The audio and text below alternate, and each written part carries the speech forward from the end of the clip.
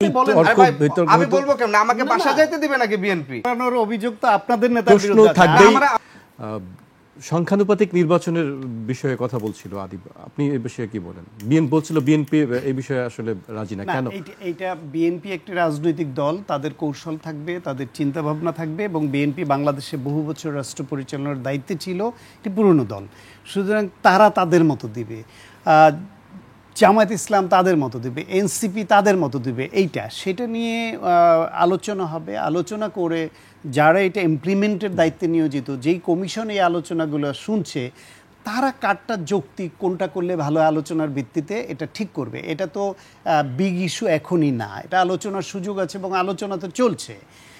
বরং এই যে উভয় পক্ষের মধ্যে এই যে কাদা ছোড়াছুড়ি, নানান রকম অভিযোগ পাল্টা অভিযোগ, আপনি দেখেন এইখানে শুধুমাত্র এই দুইটা দলের দ্বন্দ্ব হচ্ছে, সেটা নিয়ে আমি কথা বলছিলাম। কিন্তু আদিব যে প্রশ্নটা সামনে আনলো যে বিএনপির কার্যক্রমে পূর্বের রাজনৈতিক কালচারই তারা দেখতে পাচ্ছে। এখন বিএনপিকে নিয়ে যদি এনসিপি এটা বলে, বিএনপির পাল্টা একটা বলতে হয়। বিএনপিকে নিয়ে যদি বলে যে বিএনপি আওয়ামী লীগের টাকায় রাজনীতি করছে, তখন বিএনপির পাল্টা একটা বক্তব্য হাজির না করলে তো বিএনপির রাজনীতি করার কোনো মানে নেই। যে আওয়ামী লীগের টাকায় রাজনীতি করছে, হ্যাঁ, এটা এনসিপি থেকে অভিযোগ করা হয়েছে। ফলে বিএনপিকেও এই পাল্টা একটা বক্তব্য তো হাজির করতে হবে। এই পাল্টাপাল্টি বক্তব্য রাজনীতিকে ক্ষতিগ্রস্ত করছে। বরং আসল কথা হলো, গণ অভ্যুত্থান হয়েছে সত্য, পরাজিত ফ্যাসিবাদ পালিয়ে গেছে সত্য, বাকি যারা আছে এনসিপি সহ অন্য রাজনৈতিক দলতেই কেউই তো আকাশ ফুরে এসে হঠাৎ ফেরেস্তা না। এই আগের কালচারের আমাদেরই এর অংশ। এনসিপির মতো একটা ইয়াং ব্লাড, নতুন স্বপ্ন, ত্যাগী, সেই দলের মধ্যে আজকেই তো ওনাদের হান্নান মাসুদকে শোকজ করতে হয়েছে। কেন শোকজ করতে হয়েছে? সেখানেও থানায় গিয়ে বিএনপি কালচার আছে, বিএনপির এই কালচার আছে বলে ৩৫০০-এর বেশি নেতাকর্মীকে, জিয়া পরিবার ত্যাগ না, দুই দলের রাজনীতিটা আলাদা।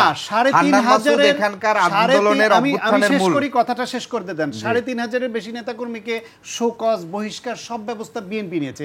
আপনারা কজনকে নিয়েছেন? আপনাদের এই নতুন দলে অভিযোগই উঠবে কেন? এটাই তো প্রত্যাশা করে না মানুষ। কারণ আপনারা তো বিএনপি, আওয়ামী লীগ, জাতীয় পার্টি, জামায়াত ইসলামের মতো রাজনীতি করবেন অঙ্গীকার করেন নাই। আপনার নতুন রাজনীতি উপহার দিবেন। আপনার নেতা শত কোটি টাকার মালিক হয়ে সুবেশদারি নেতা বের হয়ে যায়। আপনাদের পছন্দের উপদেষ্টা তার পিএসও ঢুকে শত কোটি টাকা নিয়ে বের হয়ে যায়। আপনার দলের নেতা সে গিয়ে থানায় গিয়ে পুলিশ থেকে মুসলেকা দিয়ে ছাড়াই আনবে কেন? আইনের বিচারে যদি দোষী হয় শাস্তি হবে, দোষী না হলে শাস্তি হবে না। আপনারা তো ইতিমধ্যে এইসব অভিযোগে যুক্ত হয়ে পড়েছেন। আপনাদের আর্থিক স্বচ্ছতা দেখাতে পারেননি এখন পর্যন্ত, যে এইরকম চাকচিক্যময় অফিস চলার কোত্থেকে আসছে। আপনারা দেখাতে পারেননি আপনারা এই যে লক্ষ লক্ষ টাকা খরচ করে ইফতার পার্টির নামে করছেন, সেই টাকা কোত্থেকে আসে। আপনারা দেখাতে পারেননি যে আপনাদের গাড়ি বহন নিয়ে শত গাড়ি নিয়ে যান, সেই টাকা কোত্থেকে আসে। ইভেন আজকে প্রথম আলোতে রিপোর্ট আসছে, এনসিপির নেতা, সাবেক ছাত্রলীগ নেতা সার্জিস আলমের বিরুদ্ধে ফেসবুকে একজন সরকারি এমপ্লয়ি একটা স্ট্যাটাস দিয়েছে। কি স্ট্যাটাস জানেন? পড়ে শোনাই। আপনারা স্বৈরাচারী সরকারের দোসরদের সচিব বানানোর জন্য ডিও দেন, আবার বড় বড় কথা বলেন ভাইয়া। জীবন অবাক না করলে কে করবে? 28% মিল্ক ফ্যাটের অবাক করার সাথে ফ্রেশ মিল্ক পাউডার। জীবন অবাক করুক প্রতিদিন। এটুকু কথা। ফ্যাসিবাদ হাসিনার আমলে এর থেকে অনেক কঠিন কঠিন স্ট্যাটাস আমরা দিয়েছি। টকশোতে এসে বুক ফুলিয়ে কথা বলেছি, নানানভাবে ক্ষতিগ্রস্ত হয়েছি, চাকরিতে 17 বছর প্রমোশন বঞ্চিত হয়েছি, চাকরিচ্যুত হয়েছি, পুলিশের দাবরানিতে থেকেছি, মাসের পর মাস চেম্বার করতে পারিনি, পালিয়ে থেকেছি, তারপরেও এটা করেছি। আর আজকে এই অবস্থায় এই স্ট্যাটাস দেওয়ার জন্য একজন সরকারি এমপ্লয়িকে বরখাস্ত করে, আবার বিভাগীয় মামলা হয়। ফেব্রুয়ারিতে ঘটনা, এতদিন ধরে চলছে, আজকে প্রথম আলো রিপোর্ট করতে হচ্ছে। সেইখানে আপনারা কেন দাঁড়ান না যে না, এই স্ট্যাটাসের জন্য একজন সরকারি এমপ্লয়ির বিরুদ্ধে এইরকম বিভাগীয় মামলা হবে, বরখাস্ত হবে? এই চামচামি, এই তেলবাজির জন্য তো এই পরিবর্তন হয় নাই। এনসিপি সেখানেও অবস্থান নাই। ফলে এনসিপির মধ্যে ত্রুটি আছে, বিএনপির মধ্যে ত্রুটি আছে, অন্য রাজনৈতিক দলের মধ্যে ত্রুটি আছে। কোটি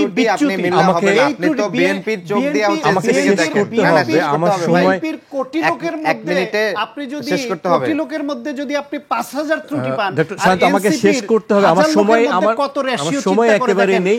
আমি আপনি শেষ করবেন আদিব। প্রথমত হচ্ছে বিএনপির চোখ দিয়ে এনসিপিকে দেখলে সে যেভাবে ধারাবাহিকভাবে বলছে, সেটা বললে তো হবে না।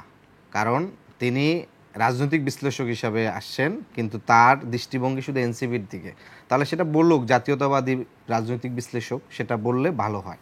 দ্বিতীয়ত বিষয় হচ্ছে, তিনি বলছেন আব্দুল হান্নান মাসুদকে শোকজ দিচ্ছে, শোকজ আসবে কেন? এনসিপি বাংলাদেশের রাজনীতিতে গুরুত্বপূর্ণ একটা বিষয় এখানে আসছে। আমরা এখানে কোনো আগামী দিনে ব্যক্তি কাল্ট নির্মাণ হতে দিব না। এখানে সমন্বিতভাবে সম্মিলিত লিডারশিপ প্রতিষ্ঠিত হবে। বাংলাদেশে এনসিপি যে করে, যে 100তম সদস্য, সেও স্বপ্ন দেখবে তার রাজনৈতিক অর্জনের মাধ্যমে সে একদিন পার্টির প্রধান হবে, দলের প্রধান হবে। বিএনপির কখনো জিয়া পরিবারের কারো বিরুদ্ধে কোনো অ্যাকশন নেওয়া সম্ভব? প্রশ্নই তো তুলতে পারবে না। প্রশ্ন তোলা সম্ভব না। সেটা নিয়ে বলুক, সেটা নিয়ে তো তারা বলবে না। বাংলাদেশের রাজনৈতিক না অপরাধের বিষয় আমি বলতে যাব না। দোয়া না তো 50 বছর দোয়া তুলসী বা তারা ফেরেশতা তো নবী রাসূল তারা। আমি বলবো কেন? আমাকে বাসা যাইতে দিবে নাকি বিএনপি?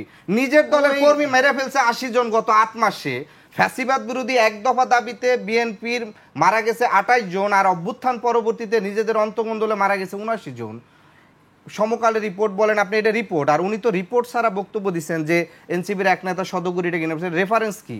রেফারেন্স ছাড়া হচ্ছে রাজনৈতিকভাবে উনি বক্তব্য দিচ্ছেন, রাজনৈতিকভাবে উনি বক্তব্য দিচ্ছেন। তানভীরের বিরুদ্ধে কি তানভীরের বিষয়ে অবশ্যই অভিযোগ আছে, তাকে শোকজ দেওয়া হয়েছে। সেটাই তো শতকোটি টাকা নিয়ে বেরিয়ে গেছে, সে অভিযোগ। কোথা দিয়ে অভিযোগ? পত্রিকার অভিযোগ দেখেন, তার ওইখানে কত কোটি টাকা। যুগান্তরের ওই আব্দুল হাই শিকদার, খালেদা জিয়ার উপদেষ্টার সম্পাদকের পত্রিকা।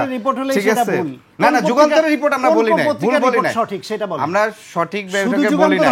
যুগান্তরের যে রিপোর্টটা হইছে ভাই, শান্ত ভাই, আপনি যুগান্তরের যে রিপোর্টটা আপনি রেফারেন্স দিয়েছেন, সেই রিপোর্টটা আপনি পড়ছেন, সূত্র ব্যবহার করছেন, বিশেষ সূত্র মতে জানা মতে সন্দেহে এক জায়গা যুগান্তরের রিপোর্টে বলছে যে স্বাস্থ্যের যে পিএস ছিল সে রাশিয়া পালায় গেছে, সে দেশে ফিরবে কিনা সন্দেহ। সে বেটা তো দেশে আইসা সংবাদ সম্মেলন করছে এবং কালকে দুদকে গেছে। সে যদি 100 কোটি টাকা পালায় রাশিয়া যেত, এই হচ্ছে রিপোর্টের মান।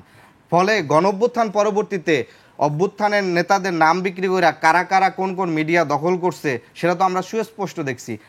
বিএনপির বুদ্ধিজীবীরা আইসা টক শোতে বসে গলা ফাটায় যে বসুন্ধরার কাছ থেকে অমুক দল টাকা নিচ্ছে, অথচ বসুন্ধরা মিডিয়া গ্রুপের কনসালটেন্ট হয়ে হচ্ছে সবচেয়ে বেশি। বসুন্ধরা গ্রুপ ভ্যানগার্ড হয়েছে গিয়া বিএনপির জাতীয় সম্মিলিত পেশাজীবী ফোরামের সদস্য সচিব। তার বিষয়তে হচ্ছে কোনো অ্যাকশন নেয়।